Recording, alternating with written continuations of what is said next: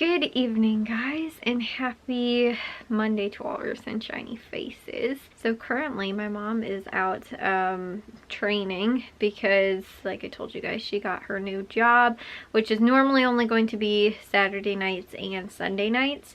However, because of she has training and she started on Friday last week, and then she will be going up until Friday of this week, and then I'm not sure if she's going to have it like a full week next week or not. I know she has to have so many hours, but the reason that she's not doing it this Friday is because the trainee or the trainers, they are not going to be there on this Friday. So that's why I think they wanted her to start last week so that they could get in the full, as soon as possible, just because they knew that Friday wasn't optional for training.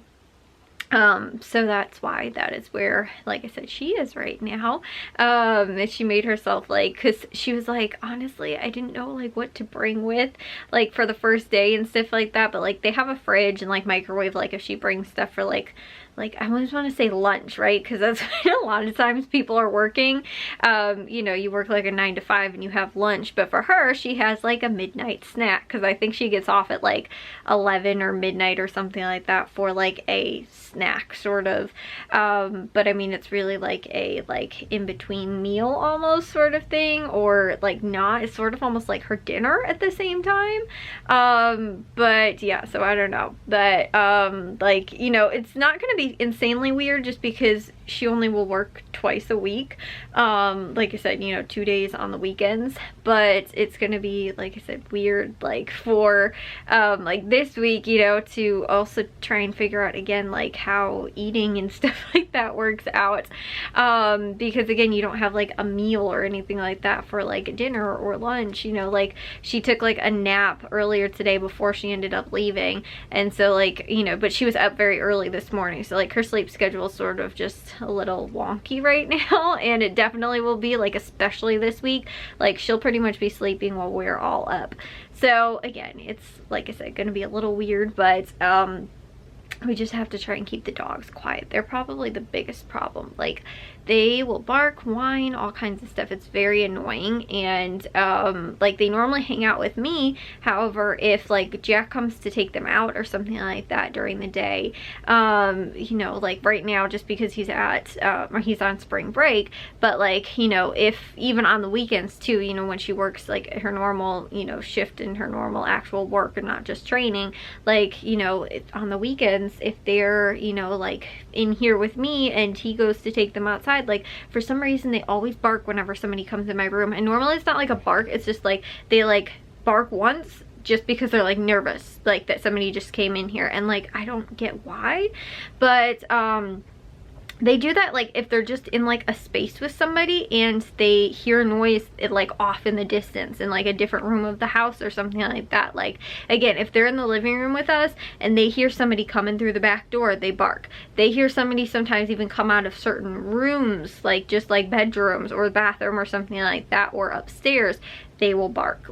It sometimes doesn't make sense. There's certain rooms that they don't. It seems like they always bark whenever anybody comes down from upstairs, and sometimes the bathroom for some reason, and so I don't know why. It's just they do that, and it's really annoying. But on top of that too, it's because they normally aren't obsessive barking. They'll normally just bark once, but it's enough to wake a person up while they're sleeping. However, they a bark collar doesn't work, because normally a bark collar will go off after at least their bark collars, the two that they have, is for obsessive barking. So if they bark really more than once is when it goes off. If they bark just once, Charlie's will sometimes go off, but sometimes it needs that obsessive barking, like I said, where it's multiple times that they bark for it to actually go off. So sometimes even in that instance, their bark collar isn't even really effective against their barking, because they sort of know that like I can bark once and it's not really going to bother me, or again, if I bark once it stops,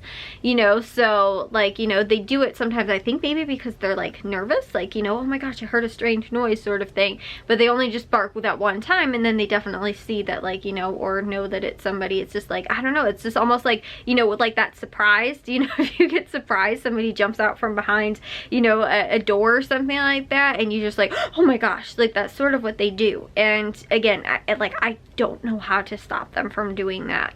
It is very annoying, but like I said, their collars don't work. Their collars work perfectly well. They are, like I said, they don't obsessive bark or anything like that. They're little bark collars that they have that spray the citronella. But again, they don't work in that instant of like they just do it one time, because either they stop after the one time anyway, but they did it once, you know, to initiate it anyway. So it's still a loud, obnoxious noise that they made, and again, wakes people up. But we have to figure out some type of way to get them to be quiet. Anyway, those guys, like I said, my mom was up really early. I wasn't up insanely particularly early, but I'm actually going to bed sort of earlier than I did last night. But I was still able to, again, be pretty productive today. I did get, like, all the laundry in the house is all sorted and gone through in the laundry room. I just have a couple of loads to do. And then I also did dishes, and I made dinner for tonight, so we ended up doing Italian chicken, like pasta for dinner. I steamed broccoli and carrots, and also we had like garlic bread, and so that was what was for dinner tonight. And then I also ended up editing today as well. I didn't upload because I only had one video that was uploaded, so I'm going to try and do like upload 2 tomorrow, the 2 that I edited today, but just because I am, again, like I was actually all caught up, I think on like Wednesday of this, like last week, or maybe Thursday or something like that.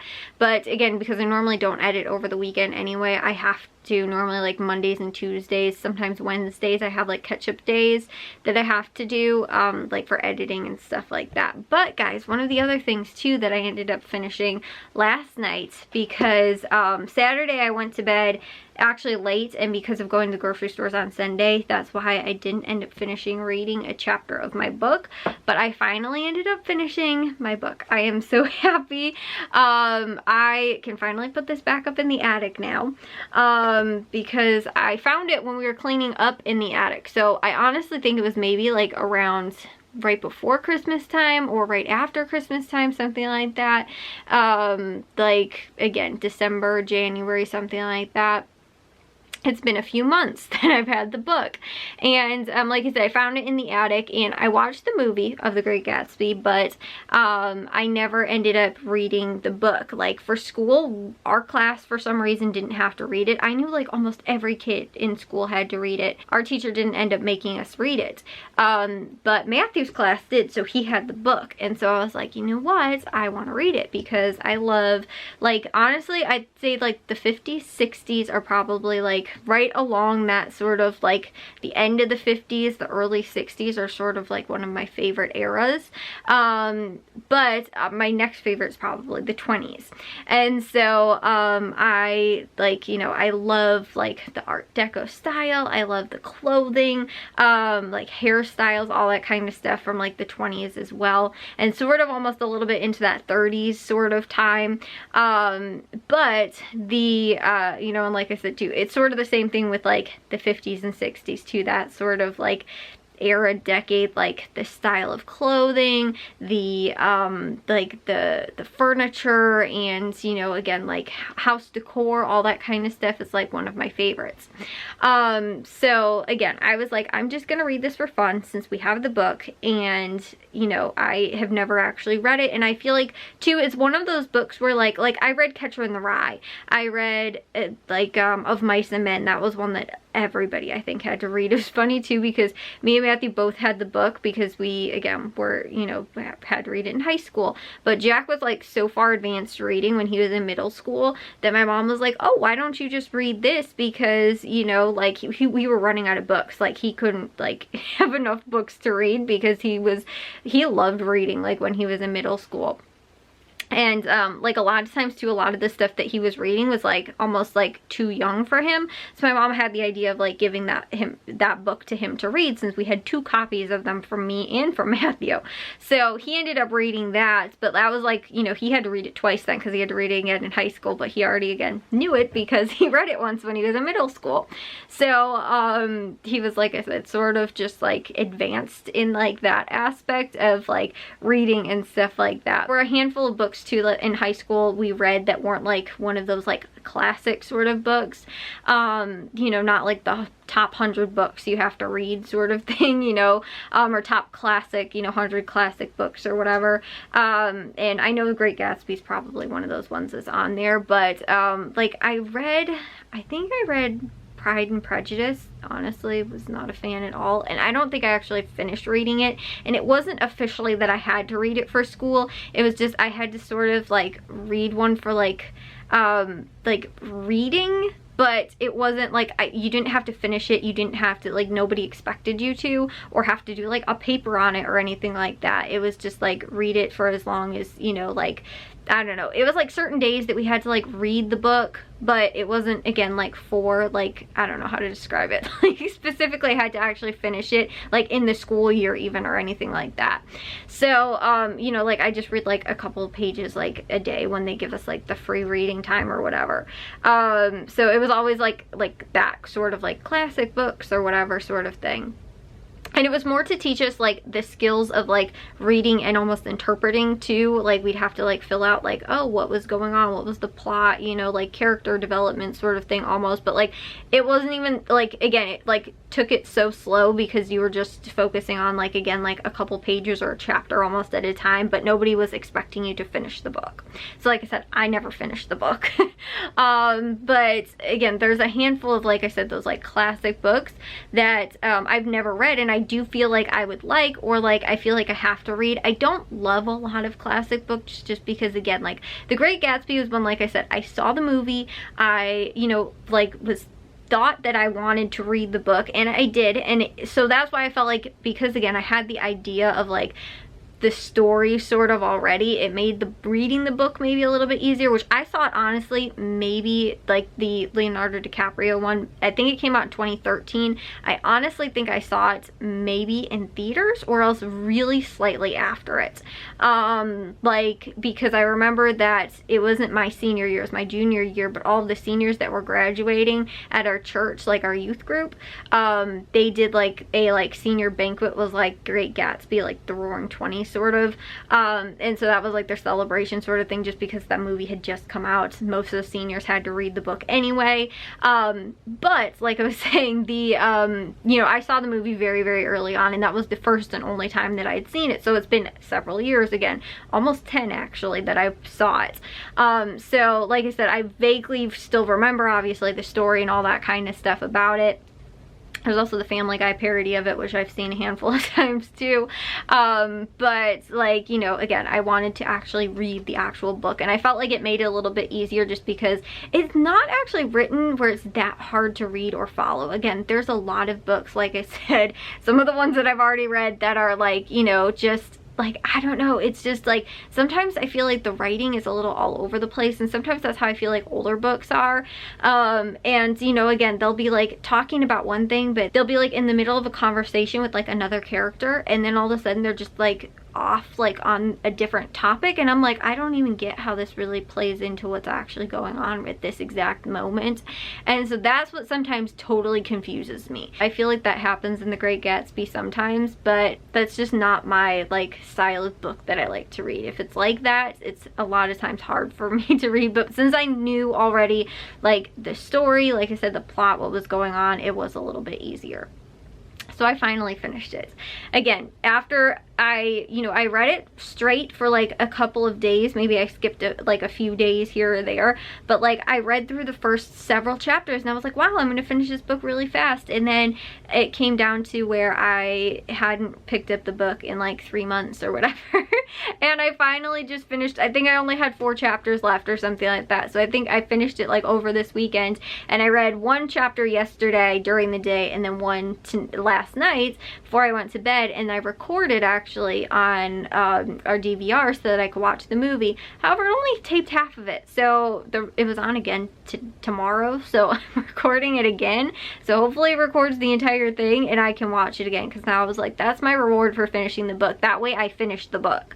So like I said, now that I'm done with that, I can find another book that hopefully I'll finish, because the thing I was going to do, I was going to read The Secret Life of Bees for the same reason. I started reading it like a couple years ago.